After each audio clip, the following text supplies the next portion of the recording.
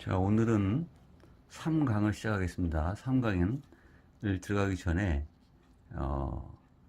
우리는 상중하의 개념을 배웠었죠. 이 상중하는 하늘, 그 다음에 땅, 그 다음에 이 안에 사람이 들어가 있다. 이것은 1강에 대략적으로 설명해 드렸고요.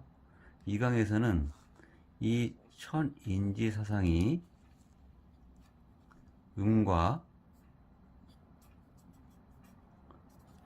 양으로 표시한다. 그래서 음양이다. 하나의 축소판인데 음양은 상, 중, 하의 개념이 들어있다는 뜻입니다. 그런데 이 음양의 표시를 그 당시에 문자가 없었기 때문에 궤상으로 표시했는데, 궤상은 하나는 양이라고 했고 둘은 음이라고 표시를 한다고 말씀을 드렸어요.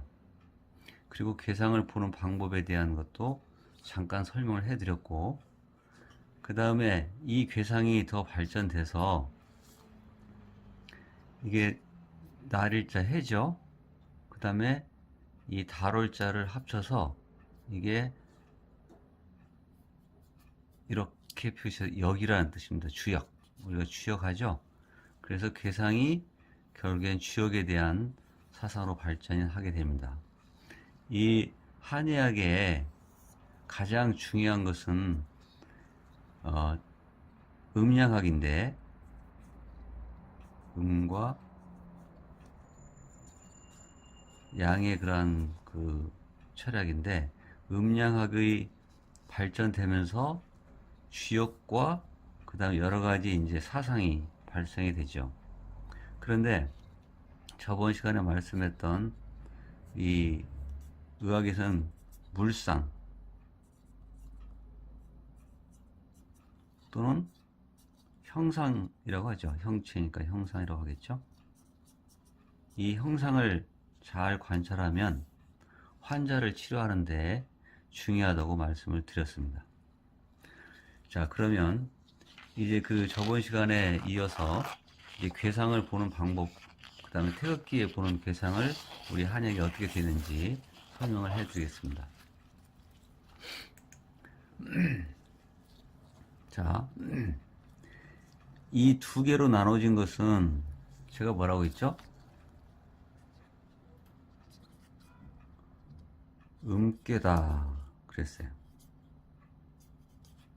그 다음에 하나로 되어 있기 때문에 이것은 양괴다 이렇게 설명을 해 드릴 수가 있죠.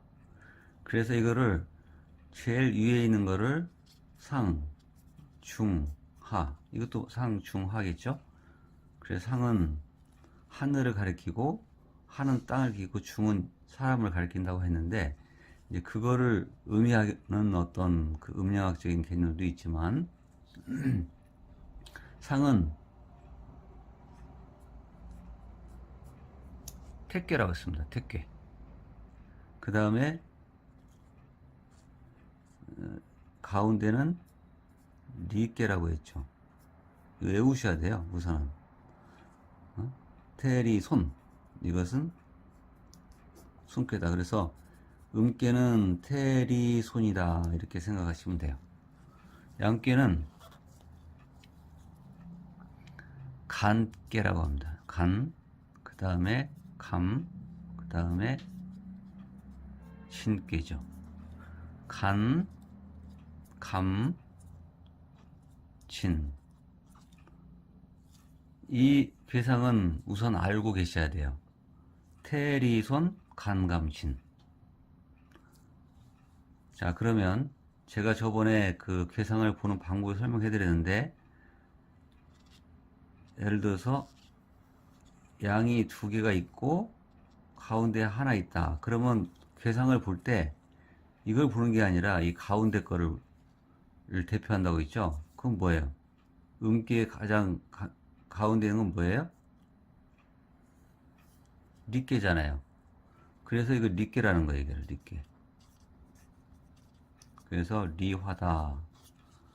만약에 이 손괴를 볼 때는 어떻게 해요? 두 개가 양으로 되어 있고 대표하는 게 음이기 때문에 이건 손괴, 손풍이다. 손풍괴다. 이렇게 보는 방법을 설명해 드렸어요. 그래서 괴상을 보는 방법은 이거를 본인들이 하나씩 하나씩 대조해 보면 거의 공식화된 것처럼 볼 수가 있습니다. 만약에 예를 들어서 또 하나 한번 해볼까요? 간괴를 볼 때는 양괴잖아요. 그러면 간괴를 하나 놓고 음을 두 개를 놨을 때 이게 대표하는 거니까 이게 바로 산괴다 이렇게 보는 겁니다.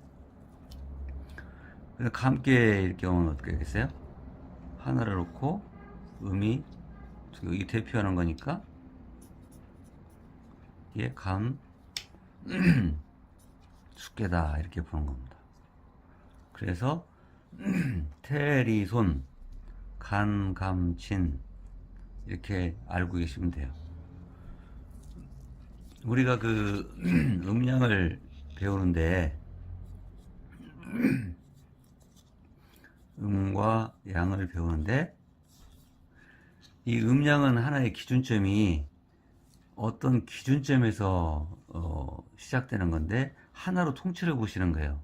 예를 들어서 하루를 볼 때 낮과 밤이 있잖아요. 네? 그럼 하루를 통해서 음량이 나눠지는 거예요. 그래서 낮은 달, 밤은 달월자 이렇게 보는 거죠. 만약에 곡식을 생각을 해보세요. 곡식은 어떻게 되어 있죠? 쌀은 어떻게 되어 있어요? 벼는 하나로 되어 있죠. 보리는 어떻게 되어 있죠? 둘로 나눠져 있죠. 그래서 쌀은 양이고 보리는 음이다. 이렇게 곡식을 볼 때 하나로, 음량을 볼 때 애우지 말라는 것이죠. 낮은 일, 쌀은 양 이렇게 애우지 말라는 거예요. 그래서 하나의 곡식을 보는 방법적인 거라는 거죠, 이게. 네? 또 하나 볼까요? 얼굴을 봅시다, 얼굴은 귀가 있고요. 그 다음에 뭐가 있어요? 눈이 있겠죠? 그 다음 또 뭐가 있어요? 입이 있겠죠? 그 다음에 코가 있겠죠? 이목구비. 귀는 몇 개예요? 2개. 눈은 몇 개예요? 2개. 입은 몇 개예요? 1개. 코는 몇 개예요? 1개요. 자, 그러면 얼굴에서 봤을 때 음량을 보라는 거죠. 그러면 이게 2개니까 뭐예요? 2개는 뭐라고 했어요? 눈은 2개죠? 입은 몇 개예요? 하나죠? 양. 코 하나죠? 양. 이렇게 보라는 거예요. 물론 코에도 구멍이 2개 있잖아요. 콧구멍이. 그러면 양 중에 음이다. 이렇게 보는 거죠. 또 입은 하나지만 양이지만 음식을 받아들이는 작용도 하고 또 어때요? 말을 내보내는 작용도 하죠. 그 2가지 기능을 해요. 그래서 양중지 음이다. 양 가운데도 의미 있는 거예요. 그렇게 이제 이렇게 보는 겁니다. 그래서 따로따로 분리해서 보는 게 아니라 얼굴을 볼 때 음량을 보고, 곡식을 볼 때 음량을 보고, 하루를 볼 때 음량을 보고, 이렇게 물상을 볼 때는 하나의 전체를 보라는 것이지 따로 이렇게 분류되어 있다는 것이 아니라는 뜻입니다. 그 다음에 우리 인체의 남녀를 구분할 때 남자의 생식기는 하나잖아요. 여자의 생식기는 2개잖아요. 그 남자는 그래서 양입니다. 여자는 음이고. 그래서 음량을 보는 것은 인간 세상에 마치 질서를 유지하기 위한 것처럼 보여 있어요. 그 사람을 우리가 진찰을 할 때, 또 사람을 치료할 때도 하나의 그 사람의 그 인신을 보고 지금 그 사람이 가지고 있는 음량이 지금 어떻게 지금 펼쳐져 있는가, 그렇게 해서 이제 사람을 진찰하기 시작했던 것이 한의학입니다. 자, 그러면 오늘은 태극기에 대해서 설명을 잠깐 해드리고 마무리를 하고, 왜 태극기가 어떤 괴상이 되어 있는지 설명을 해드릴게요. 이게 보면은 빨간색은, 지금 보면은 중앙을 나눌 때 윗부분이고 빨간색이기 때문에 이걸 양이라고 해요. 양. 그쵸? 파란색은 음입니다. 그래서 땅은 뭐라고 있죠? 그 다음에 하늘은 뭐예요? 양이잖아요. 그래서 천이다. 그 태국에는 천지가 있습니다. 천지. 그래서 천지 안에 일어나는 현상, 사람이 살고 있는 인, 이게 인이겠죠. 그래서 이게 태극기에는 사실은 한의학적인 사상, 동양 철학이 내재되어 있는 거예요. 그래서 천인지 사상이 태극기에 있는 겁니다. 이것을 중앙을 쭉 내려보니까 이렇게 또 아래로 방향성을 제가 한번 설명해 드릴게요. 이건 잊지 마세요. 상에서 하로, 좌에서 우로, 이게 파절표, 이런 상황은 나중에 왜 그런지도 설명을 해 드릴 텐데, 이 4등분에서 이건 빨간색만 있잖아요. 그렇죠? 빨간색만 있어요. 그래서 이거를 다 양만 있는 거잖아요. 이렇게 표시를 해요. 다 양만 있기 때문에. 그럼 여기는 파란색은 다 뭐 있어요? 음만 있잖아요. 그래서 다 천지인이 다 음으로 되어 있는 거죠. 근데 여기서 이제 보면은 태극기에 보면은 여기가 그 수기가 있거든요. 이렇게 보면은 이게 뭐라고 있죠? 저번에 감진이라고 있잖아요. 감깨가 두 개의 대표적인 감깨니까 이 감깨거든요. 그래서 물 숫자가 감깨가 이렇게 돼 있어요. 그것은 뭐냐면 양 중에 음이 있기 때문에 그래요. 이렇게 이 사각형 안에 음이 있기 때문에. 그 다음에 여기는 리께가 돼 있어요. 그러면 양 가운데 음이 이렇게 있기 때문에 이건 리께다. 이제 이건 화를 의미하죠. 이건 화를 의미합니다. 그래서 태극기에는 수와 화가 있어요. 그래서 이게 어떤 이치냐면, 우리 보면은 수는 승하고 자연의 이치는 이렇게 승하고 화는 강한다, 이런 의미를 가지고 있어요. 그래서 우리 한의학 쪽에 수는 승하고 화는 수승화강이라는 뜻이 있거든요. 이 수승화강은, 물은 마치 자연의 수증기가 올라가듯이 올라가고 햇빛은 내리듯이 내려가는, 그래서 계속 돌고 있는 거예요. 그래서 원형입니다. 수승화강. 그래서 천과 지혜는 이 안에서 수승화강의 원리가 들어있어요. 인체도 마찬가지입니다. 수승화강에가 돌아가야지, 만약에 그게 역류되거나 그 원리가 벗어나면 질병이 발생한다는 이치입니다. 그래서 수승화강이 태극기에 있는 거예요. 이것은 한의학의 인신을 보는 가장 기본적인 그림의 형상입니다. 그래서 우리가 진찰을 할 때나 또는 한의학의 어떤 이론을 펼쳐갈 때 가장 근간을 이루는 태극의 원리입니다. 그래서 태극은 끝나는 것이 아니라 항상 돌아가는 거예요. 마치 한번 예를 들어 볼게요. 빨간색에서 이게 종점이라고 가정했을 때 다시 음이 시작이 되고 음이 끝나는 것 같지만 다시 양이 시작하는, 계속 음양이 돌고 있는 거죠. 만약에 멈추면 어떻게 해요? 그건 끝난 거예요. 마치 사망과 같은 겁니다.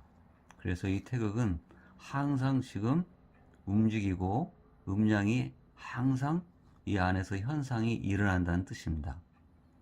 그래서 수화가 교제가 되고, 수화가 교제된 상태에서 이게 하나의 생동감이 있는 그러한 그 생명체와 같은 그런 그림이라고 하시면 됩니다.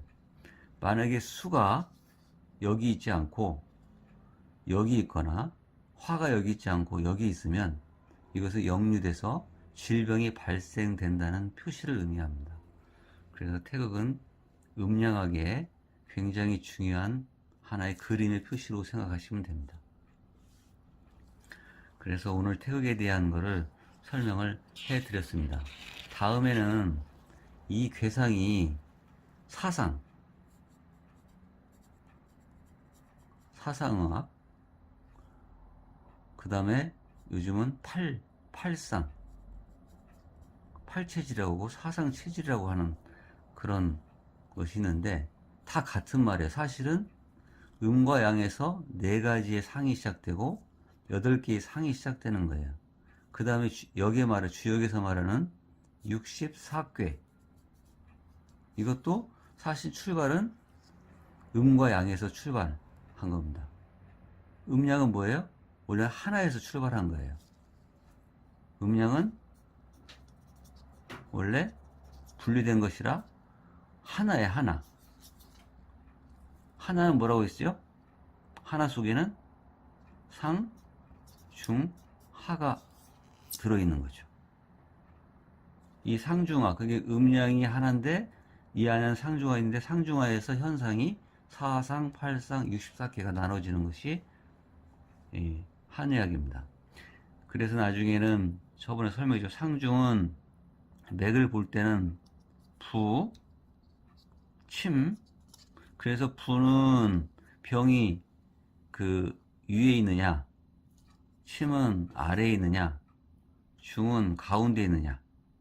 그래서 맥상을 볼 때 부중침을 보게 되는 거죠. 그 다음에 여기에서 팔상에서 16으로도 나눠지겠죠. 그 다음에 뭐 32로 나눠질 수 있겠고. 그런데 우리가 사상과 팔상을 할 때 나중에는 경락까지도 연결이 돼요. 네?